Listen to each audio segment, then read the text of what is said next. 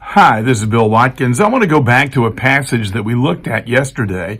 It's found in 1 Corinthians chapter 10, and he's giving a history lesson of those who had great privileges and yet who didn't make it to the promised land, to give us an example that we might be Christians but still might not make it to heaven if we think we're okay and don't pay attention.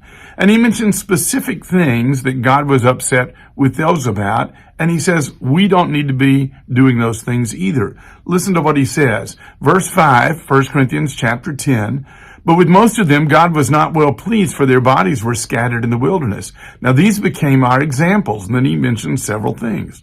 "To the intent that we should not lust after evil things as they also lusted."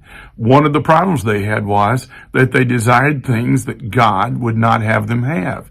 And then in verse 7, "And do not become idolaters as some of them were. As is written, the people sat down to eat and drink and rose up to play."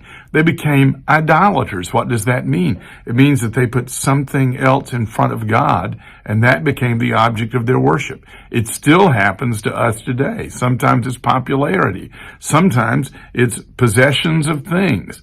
It could be any number of things like promotion or whatever it might be. Don't let anything come between you and God.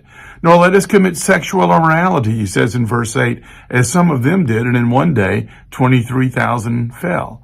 Sexual immorality can destroy you. Don't do that. It's a sin against your body. Look at verse 9. "Nor tempt Christ, as some of them also tempted and were destroyed by serpents."